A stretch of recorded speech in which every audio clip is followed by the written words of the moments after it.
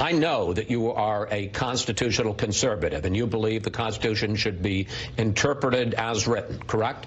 Yes. Okay. Here's Article 1, Section 9, Clause 7 of the Constitution as written. No money shall be drawn from the Treasury but in consequence of appropriations made by law. Isn't what President Trump wants to do a clear violation of what the founders, of what James Madison talked about as giving Congress the power of the purse? No, because Congress in 1976 passed the National Emergencies Act and gave the president the authority, as a result of that, to invoke a national emergency in many different circumstances, but among them for the use of military construction funds. And that was the point I was making earlier, is that if the president were to say we're going to use military construction funds to, say, increase the perimeter around a base in Bagram, around a base in Syria, nobody would even say anything about it. We have 4,000 troops on the border right now, and as a result of that mission, they need to secure those areas where they're patrolling. But let's talk about national emergencies. National emergencies have been declared 59 times since 1976 when the law was passed, the National Emergencies Act.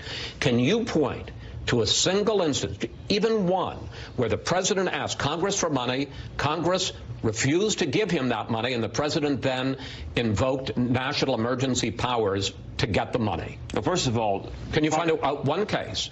What you're missing, Chris, is that the national emergencies don't all have the same authorities and the same justification. I understand that, but there have been 59. Can you find one case like that? This authority specifically refers to the use of military construction funds.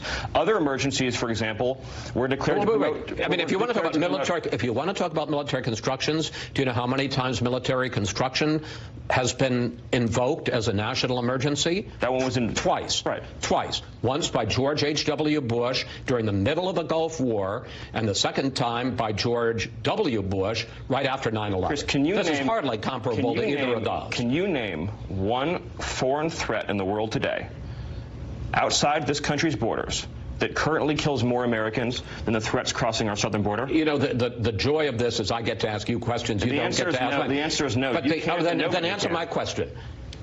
Can you name one case where a president has asked Congress for money, Congress has refused, and the president has then invoked national powers to get the money anyway? Well, this current situation... Just yes or no, sir. The current situation pertains specifically to the military construction authority. I'm just asking, has there been a single case where Congress asked for money for military construction, Congress said no, and The meaning of the statute, Chris, is clear on its own terms. If you don't like the statute, or members of Congress don't like the statute... Would you agree the answer is no? There hasn't been a single case like this. But the premise of your question is also false, because Congress has appropriated money for construction of border barriers consistently. As you know, Chris, we already have 4,000 troops on the border in light of the national emergency, a decision that was made almost a year ago, as we've seen an increasing number of people crossing the border, as well as increasing violence in Mexico. What the president was saying is that, like past presidents, he could choose to ignore this crisis, choose to ignore this emergency, as others have, but that's not what he's going to do.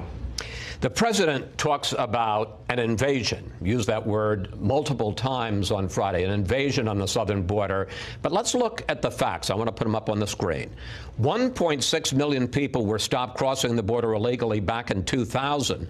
Less than a quarter that many were caught last year. The government's own numbers show, for all the presidents talk about drugs streaming over the border, 80 to 90% of the cocaine, heroin, and fentanyl seized at the border is seized at ports of entry, not along unfenced areas.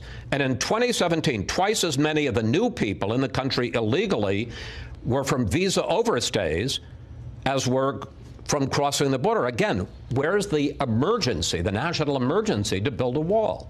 There's a lot of data you just presented there, so I'd like to go through it each one piece at a time if I could. So let's start with your point about the border crossings in the year 2000.